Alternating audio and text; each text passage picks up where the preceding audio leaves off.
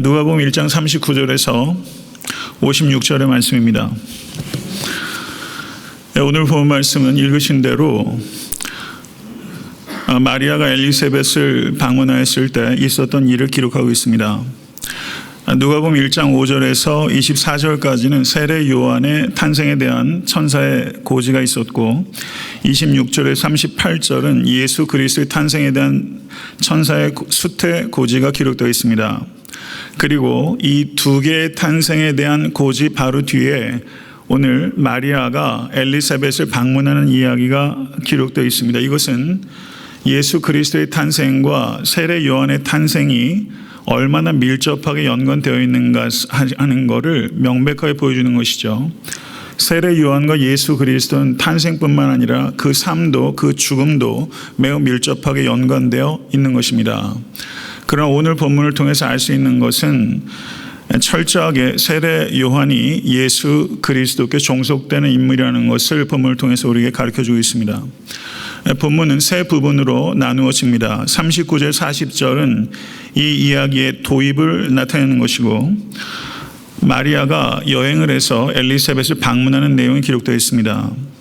41절 45절은 엘리사벳이 마리아를 축복하는 축복의 노래가 기록되어 있고 46절에서 55절은 마리아가 하나님을 높이는 찬송의 노래가 기록되어 있습니다. 엘리사벳의 노래와 마리아의 노래가 서로 이어지고 있는 것입니다. 그리고 56절은 마리아가 귀가하는 것으로 이야기가 마무리됩니다. 네 부분으로 나눠진다고 볼 수 있죠.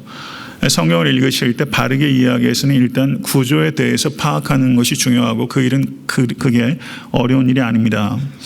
본문의 핵심은 두 노래에 있고 이 두 노래 중에서 보다 중요한 것은 마리아의 노래입니다. 39절 40절을 보면 이때 마리아가 일어나 빨리 산골에 가서 유다 한 동네에 이르러 사가랴의 집에 들어가 엘리사벳에게 문안하니 라고 말하고 있습니다. 천사를 통해서 그 친족이라고 번역되어 있는데 렐러티브 친척입니다.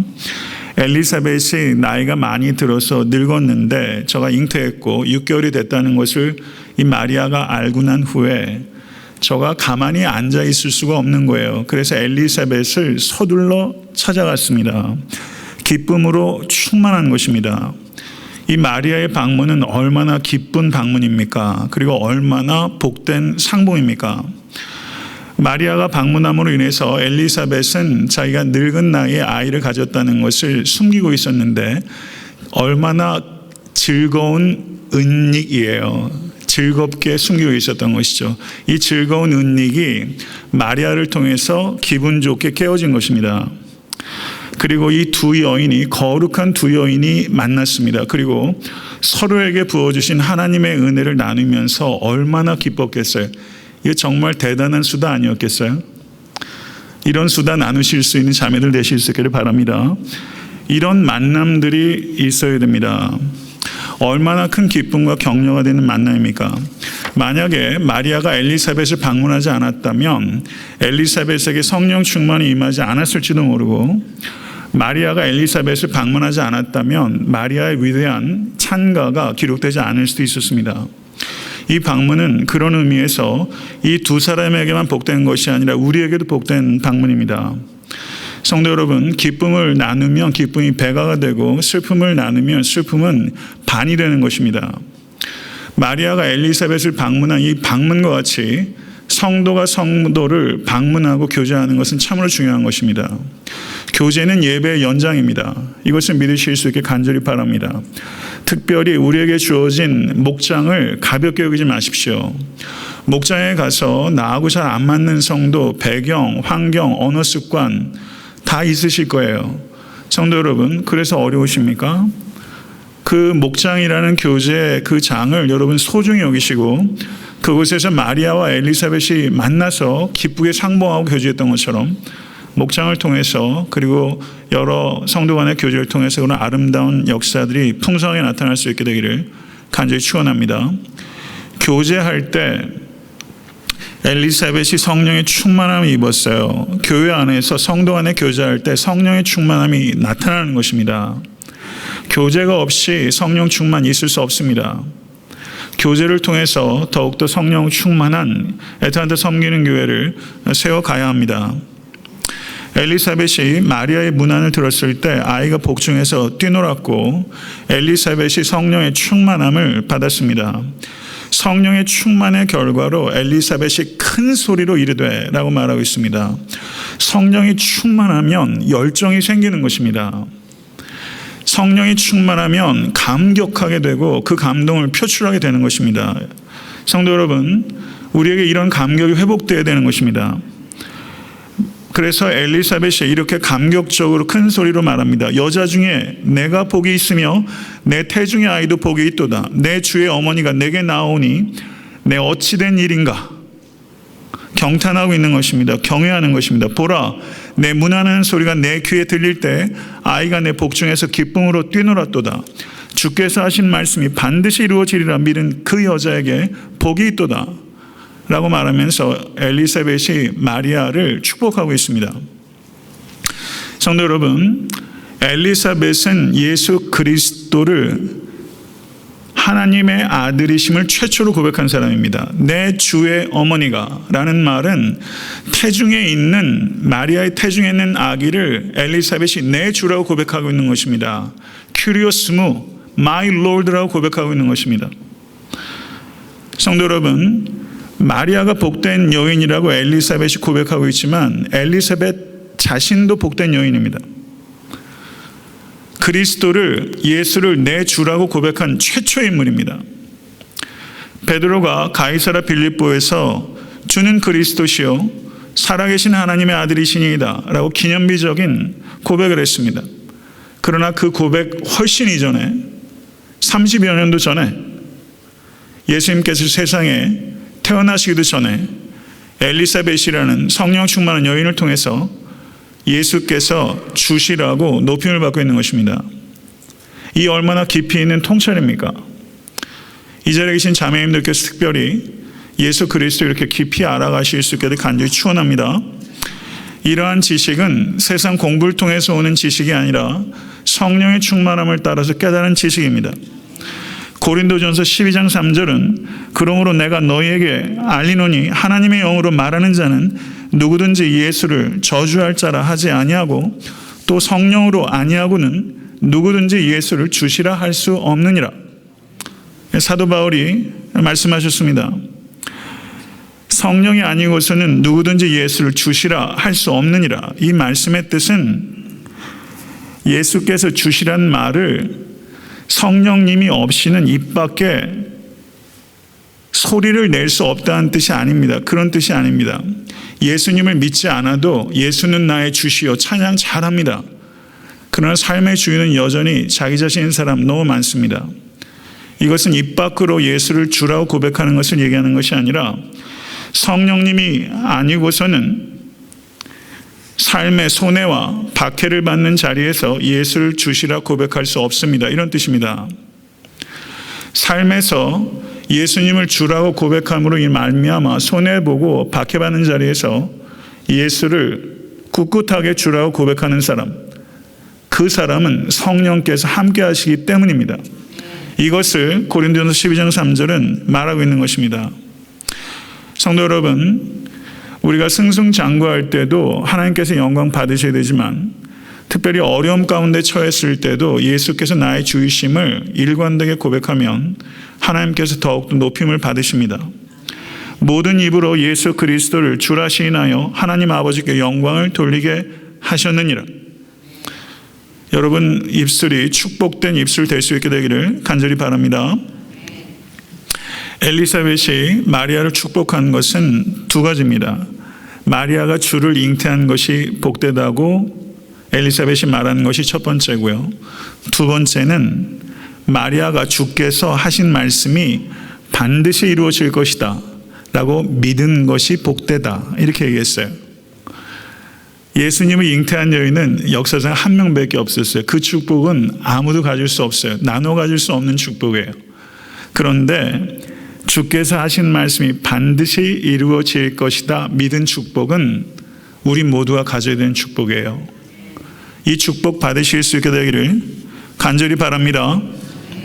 누가복음 11장 27절에서 28절의 말씀을 한번 보시기 바랍니다. 누가복음 11장 27절에서 28절의 말씀.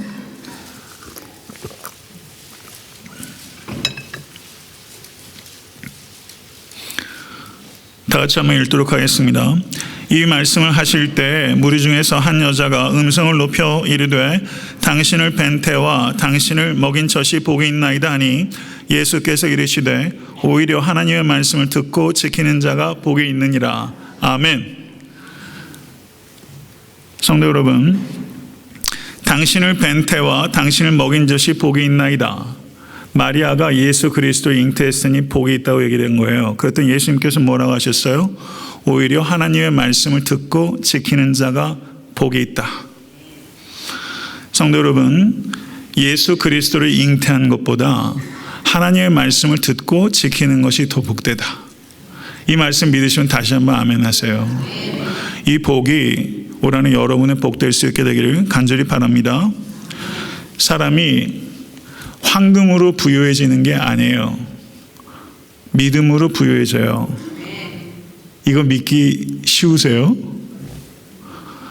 뭐 뉴욕의 어떤 뱅크에 가면은 그냥 황금 바가 그냥 쫙 깔려 있잖아요. 황금 덩어리 저는 한 번도 본 적 없지만, 성도 여러분, 황금으로 부유해지는 것이 아니라, 우린 그런 황금 본 적도 없지만요, 황금으로 부유해지는 것이 아니라 믿음으로 부유해져요. 왜 그런지 아세요? 황금이 천국에서는 하나도 소용이 없기 때문이에요. 영원한 것은 믿음이에요. 믿음으로 부유해지는 삶처럼 중요한 거 없습니다. 그렇게 부유해질 수 있길 간절히 바랍니다. 야고보서 2장 19절에 내가 하나님은 한 분이신 줄을 믿느냐? 잘 아는도다. 귀신들도 믿고 떠느니라. 이런 말이 있어요. 믿음이 뭐냐는 것입니다. 귀신들도 믿고 떠느니라. 귀신같이 믿는 수 있다는 거예요. 그럼 귀신류의 믿음은 뭐냐? 귀신도 하나님의 존재는 믿어요.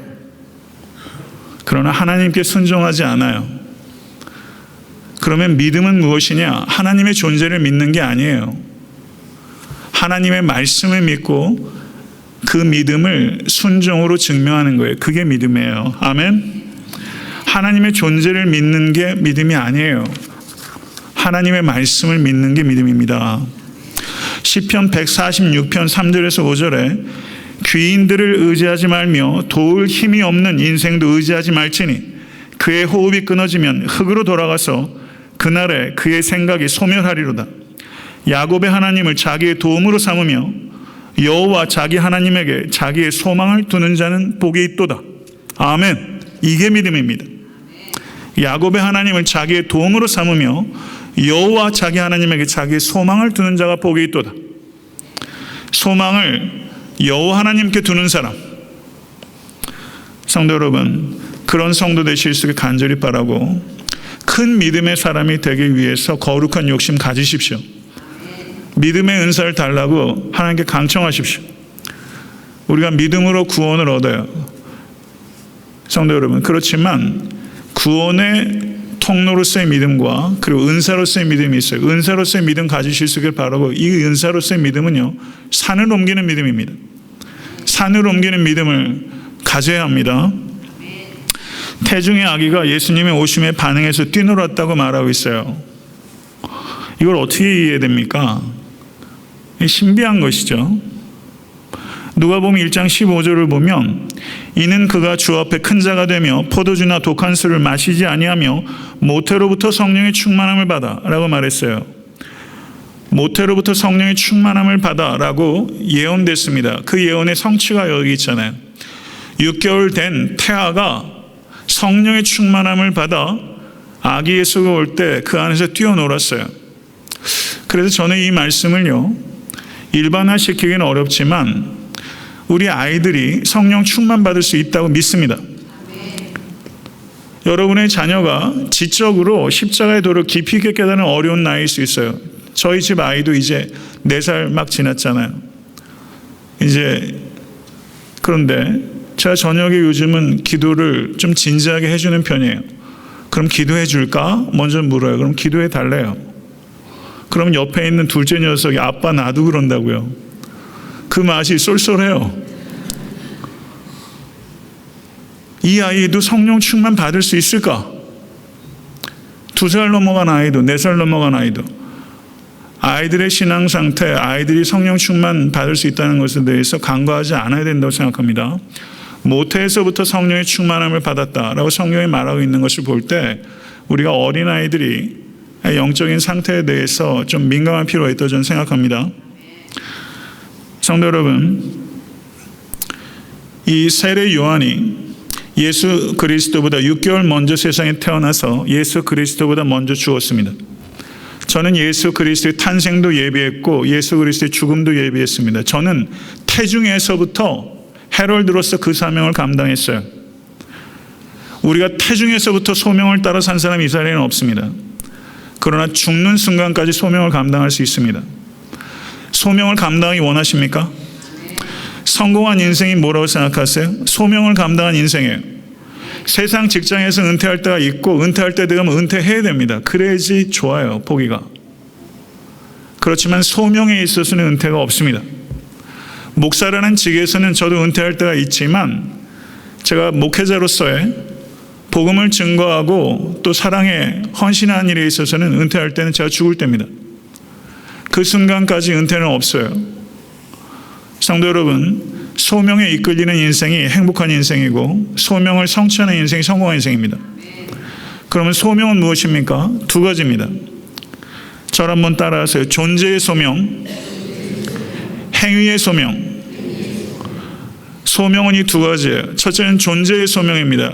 그건 뭐냐면 예수 그리스도를 닮는 것이 소명입니다. 예수 그리스도의 성품을 닮는 것이 소명이에요. 예수 그리스도의 성품을 닮으면 예수 그리스도께서 하신 행동을 따르게 됩니다. 이게 순서가 뒤바뀌기 때문에 문제예요. 순서가 뒤바뀌게 되면 어려움이 생겨요. 예수 그리스도를 닮는 존재의 소명과 예수 그리스도께서 하신 일을 이어가는 행위의 소명을 감당하시는 일에 여러분의 평생의 삶이 쓰임받을 수 있게 되기를 간절히 축원합니다. 마리아의 찬가는 위대한 노래입니다. 마리아의 찬가를 주의 있게 분석해 보면 마리아의 찬가는 구약 성경의 그 풍성한 언어들이 마리아의 찬가 안에 다 들어있어요. 마리아의 찬가가 제일 흡사한 노래가 구약에 있어요. 구약에서 한 여인이 노래해요. 사무엘상에. 누구요? 한나. 한나도 잉태하고 찬양하죠. 마리아도 잉태하고 찬양해요. 사무엘이 하나님의 구속사의 큰 도구로 쓰였던 것처럼 예수 그리스도는 하나님의 구속사의 절정으로 쓰임받은 존재예요. 그래서 이 마리아의 노래는 한나의 노래와 매우 흡사합니다.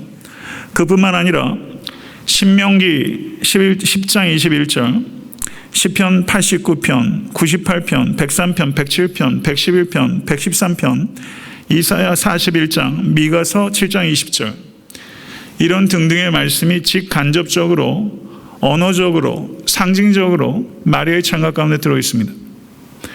마리아의 이때 나이는 10대 중반 정도입니다. 기껏 잡아봐야 10대 후반이에요. 그런데도 불구하고 구약 성경을 능수능란하게 자신의 노래 가운데 녹여내고 있는 것을 볼 때 마리아는 말씀을 주야로 묵상하던 여인입니다. 성도 여러분, 이렇게 노래를 할 때 부지불식간에 성경의 언어를 통해서 노래할 수 있다는 것은 그만큼 말씀이 몸에 배어있기 때문이에요. 이거는 의도적인 학습을 통하지 않고는 이렇게 할 수 없습니다. 의도적으로 연구하고 묵상하고 그리고 실천하지 않으면 말씀이 이렇게 녹아지지 않아요.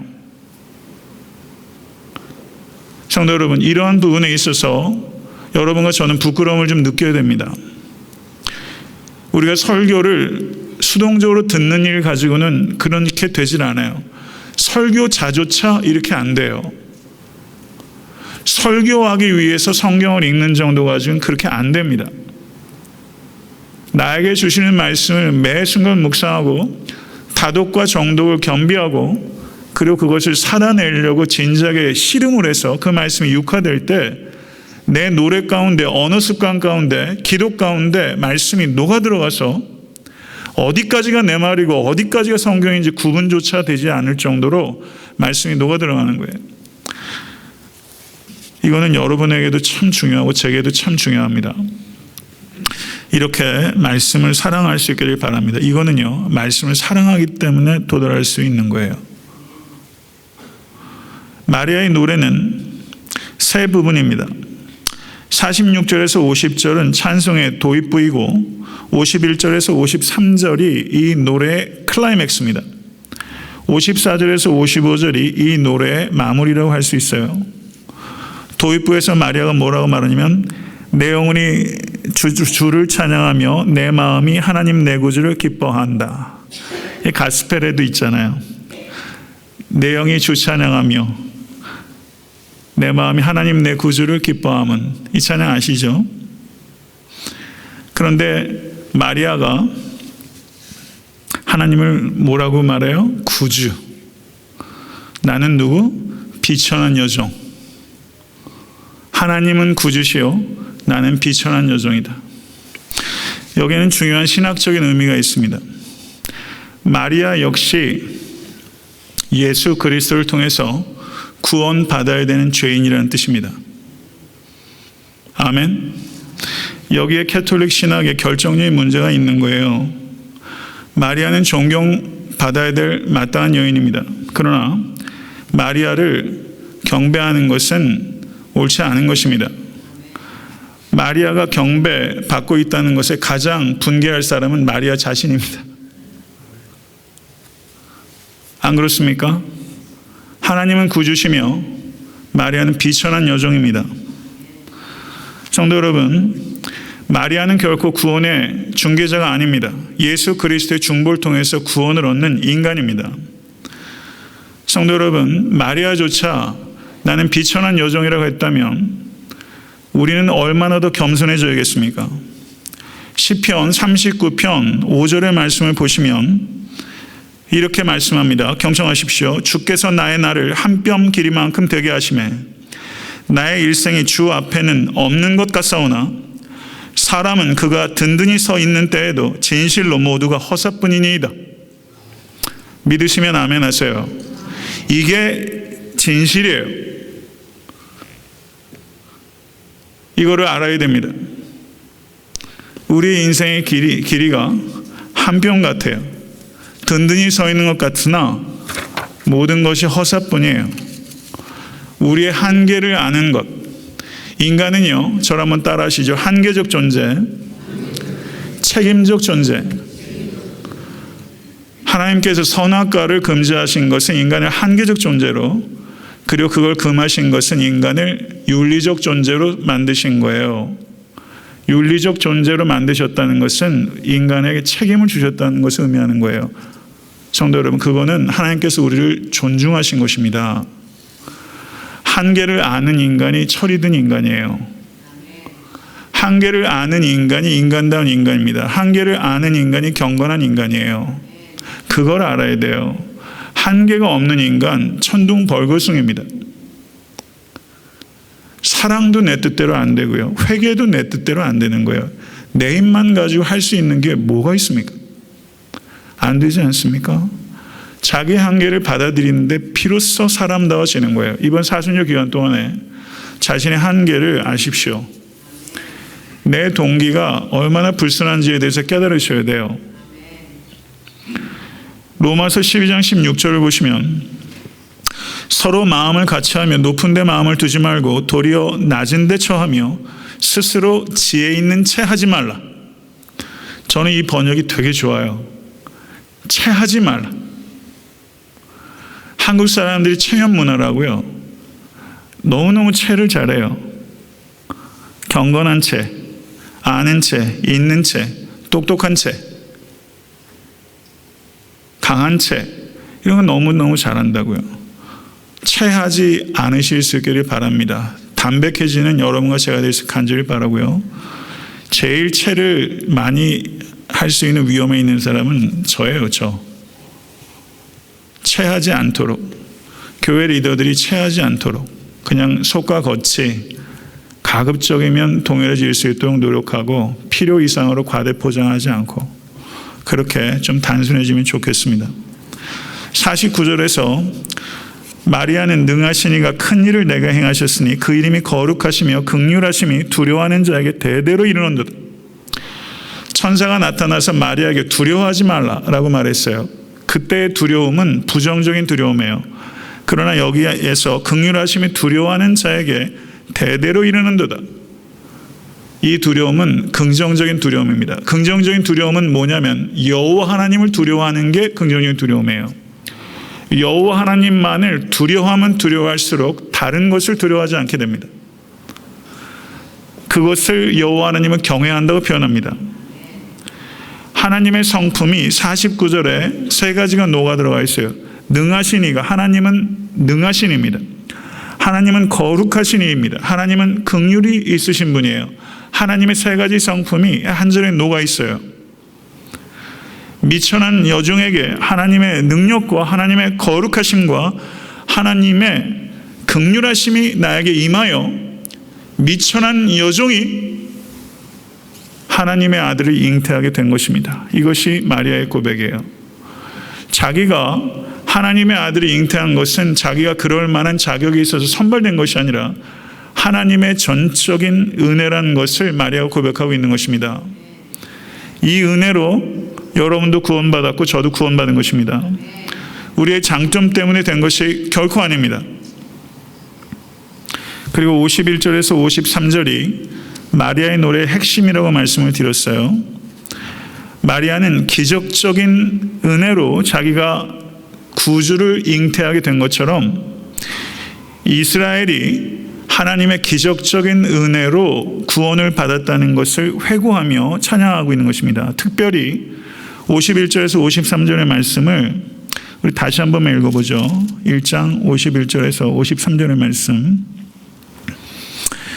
그의 팔로 힘을 보이사 마음의 생각 교만한 자들을 흩으셨고 권세 있는 자를 그 위에서 내리치셨으며 비천한 자를 높이셨고 줄이는 자를 좋은 곳으로 배불리셨으며 부자는 빈손으로 보내셨도다. 여러분, 몰골이 좀 송연해지지 않으세요? 특별히 이 사건은 이스라엘의 출애굽 사건과 가나안 정착 과정 가운데 있었던 여호와 하나님의 구원을 기록하고 있는 부분이라고 볼 수 있습니다. 여호와 하나님께서 마리아의 비천함을 돌아보시고 은혜를 베푸신 것처럼 여호와 하나님께서 이스라엘의 비천함을 돌아보시고 구원을 베푸셨다는 것을 마리아가 상기하고 있는 것입니다. 아멘.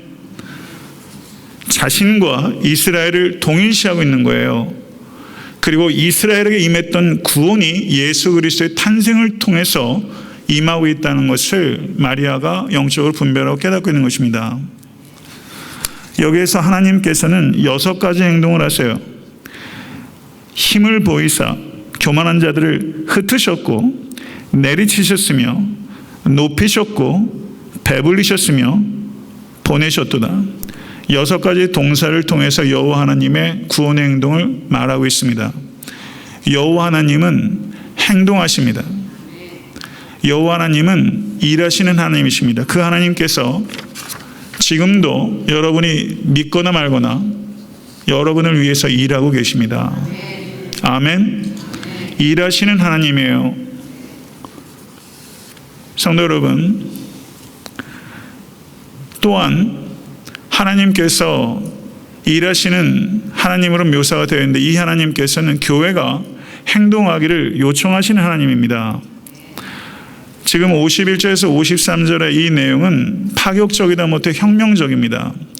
정치적으로 이 말씀들이 이용된 적이 굉장히 많아요. 특별히 독재의 어려움을 겪고 있는 그런 정치운동가들, 그런 사람들이 이 말씀들을 굉장히 대표적인 말씀으로 이야기를 하는 경우들이 많이 있었어요. 이 말씀은 굉장히 혁명적입니다. 성도 여러분, 안주하고 싶어하는 성향이 여러분과 저에게 있습니다. 익숙한 자리에 있고자 합니다. 컴포트 존을 떠나지 않으려고 합니다. 그런 사람들에게 이 마리아의 찬가 51절에서 53절은 굉장히 거북한 말씀입니다. 매우 당황스러운 도전의 말씀입니다. 그러나 이 말씀을 들어야 됩니다. 하나님께서 마음의 생각이 교만한 자, 권세 있는 자, 부자들에 대해서 위험을 경고하고 그들에게 임할 심판을 이야기하신 것입니다. 권세, 부 그 자체가 악한 게 아닙니다. 권세나 부로 말미암아 마음이 교만해질 때 위험한 것입니다. 아멘. 그것이 위험한 것입니다. 조금 재미난 이야기 하나 드릴게요. 한 선비가 주막집에 들어가서 요기를 한 후에 자리에 누웠습니다. 먼 길을 오느라 피곤해 젖어서 깊이 잠에 빠졌는데 갑자기 새벽에 충청수사 출두요 하면서 시끄러운 주막집이 시끌벅적 난리 북새통이 난 거예요. 그랬더니 그 주막 주인장이 나가서 아이고 어떡합니까? 저희 주막에는 빈 방이 없습니다. 이렇게 말했어요. 그랬더니 그 충청수사를 이끄는 앞에 있는 이방 같은 사람이 죽고 싶은가? 충청수사께서 오셨는데 방이 없다니 썩 방을 내놓지 못할까? 이방 소리는 좀 더 간드러지겠지만 그랬더니 주인이 이 선비가 자는 방에 들어와서 선비님 죄송합니다. 충청수사 도지사입니다. 께서 오셔서 그러니 죄송하지만 방을 좀 비워줄 수 있으시겠습니까? 그랬더니 이 선비가 천천히 몸을 일으키더니 예 그래야지요 하면서 방 밖으로 나와서 그의 일행과 함께 마루에서 잤다는 것입니다. 그런데 아침에 일어났더니 사단이 벌어진 겁니다. 방에서 자다가 마루로 나와서 잔 사람이 우암, 송시열 2조 판사였습니다. 그 사람을 내쫓고 방에서 잔 사람은 충청수사였죠. 성도 여러분, 얼마나 이 충청수사가 부끄러워졌겠습니까? 충청수사쯤 되는 사람도 과거 급제한 사람이죠. 지식 좀 있는 사람이고 도지사 정도 되는 권력, 꽤 나가는 권력입니다. 조금 안다고, 조금 돈 있다고, 조금 권세 있다고 거물인 척하는 사람이 세상에 얼마나 많은지 몰라요. 그러다가 아침에 잠에 깨어나다 보면 부끄러운 꼴 다 한다는 것이죠. 교만하게 되면 언젠가는 얼굴을 들지 못합니다. 적어도 하나님 앞에서 얼굴을 들지 못하게 됩니다. 겸손하면 얼굴이 빛나게 됩니다. 겸손해야 되는데 겸손하기가 항상 어려운 거예요. 제일 어려운 게 겸손하기예요. 제가 종종 드리는 말씀이 있어요. 자기가 겸손하다고 생각하는 게 교만이다. 겸손하기가 얼마나 어려운지 몰라요. 지적 교만 버리십시오. 도덕적 교만 버리십시오. 나는 좀 달라 버리세요. 영적 교만 버리십시오. 특별히 신앙생활 오래 하시고 나름대로 성경 꽤나 읽고 기도하신다는 분 영적 교만에 빠지기 쉬워요. 영적 교만 참 어려운 겁니다. 버리실 수 있기를 간절히 바랍니다. 영적 분별력과 영적 교만을 잘 구별하세요. 항상 어려워요. 이 부분에 대해서 민감하실 수 간절히 바랍니다. 업적을 쌓는 것 쉬운 일 아닙니다. 그런데 쌓인 업적이 있을 때 겸손하는 것은 더 어려운 일입니다. 사람이 업적이 쌓였을 때 정말 필요한 자세는 자랑이 아니라 감사입니다. 아멘. 사람은 성공으로 행복해지는 것이 아니라 감사로 행복해지는 거예요. 그리고 감사하는 사람은 겸손해지고 겸손한 사람은 주변 사람들로부터 사랑받아요. 그리고 하나님께 영광 올려 드리는 것입니다. 성도 여러분, 항상 겸손하게 감사하시고 주변의 인정을 받으시고 하나님께만 영광 올려드리실 수 있게 간절히 바라고 그렇게 되실 수 있기를 바랍니다. 세상 사람들이 따르는 것이 세 가지가 있어요. 세 가지 P입니다. 파워, 세상 사람들은 권력을 쫓아요. 두 번째는 prestige, 명예를 쫓고 세 번째는 prosperity, 번영을 쫓습니다. 이 세 가지를 쫓고 그것을 얻으면 삶의 의미를 찾았다고 생각하는 사람들이 많이 있어요. 그렇죠? Power, prestige, prosperity. 근데 이런 말이 있습니다. The meaning of my life is knowing and showing God. 삶의 의미는 하나님을 아는 것과 knowing God and showing God. 하나님을 드러내는 것이다. 믿으시면 아멘 하세요. 삶의 진정한 의미는 하나님을 knowing God 하는 것과 showing God, 하나님을 드러내는 것.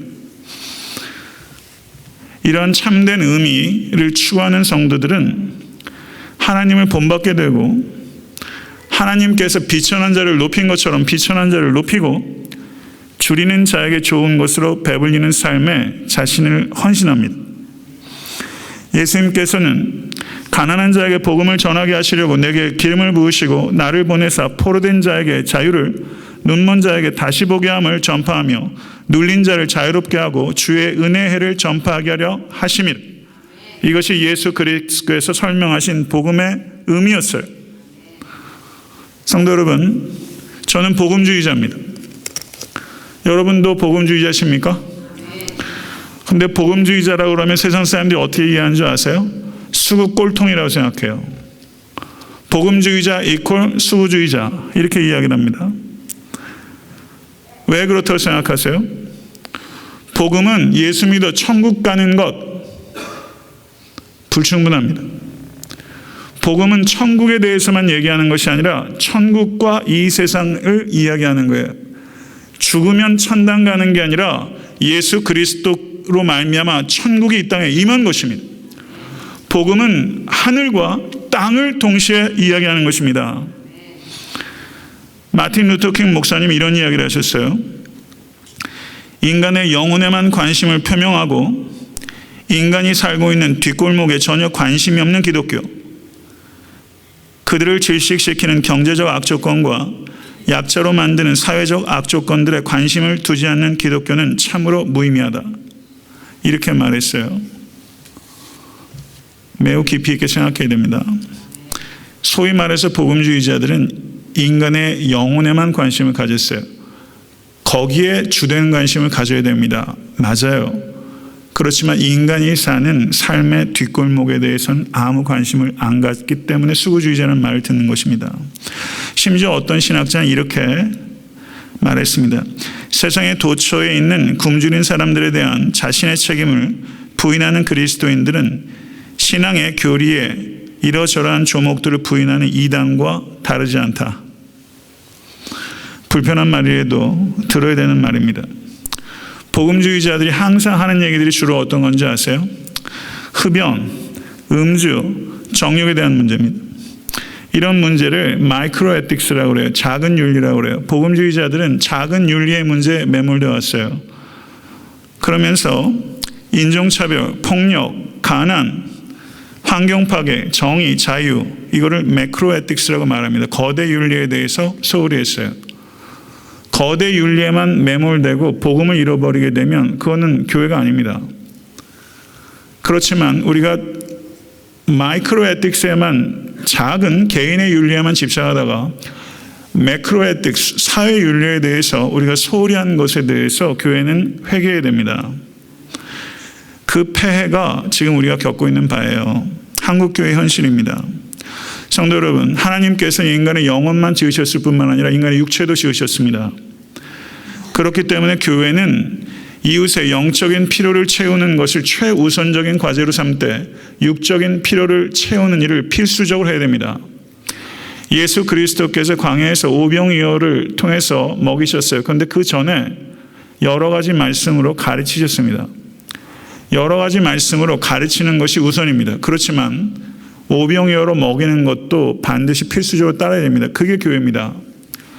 그래서 작은 윤리의 문제에만 집착할 것이 아니라 큰 윤리의 문제에 대해서도 우리가 눈을 떠야 됩니다. 그러면 어떻게?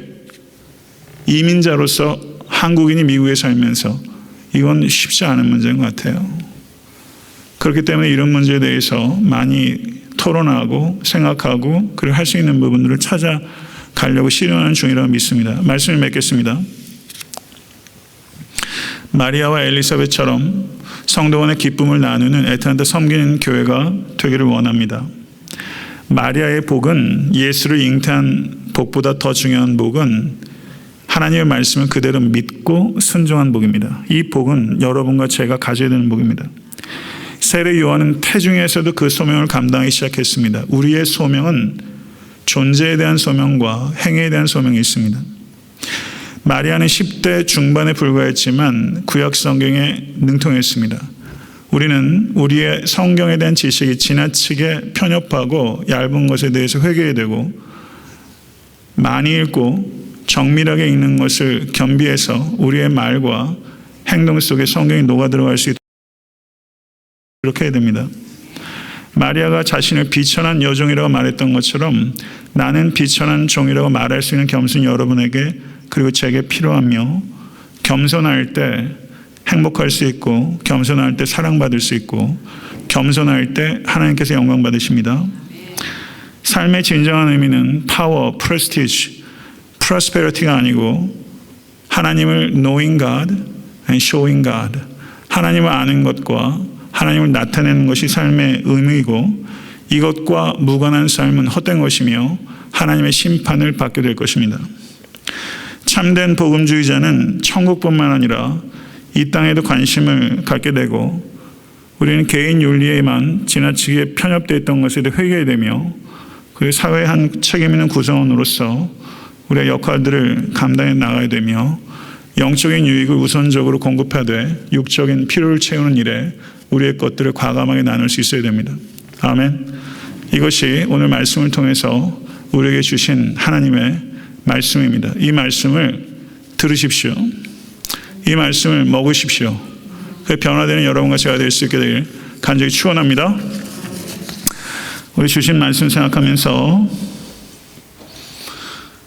기도했으면 좋겠습니다. 기도의 제목이 굉장히 많아요. 제가 오늘 딴 얘기한 거 하나도 없습니다. 성경 말씀만 가지고 이야기한 거예요. 말씀을 가지고 붙잡아 기도하십시오. 그게 순종입니다.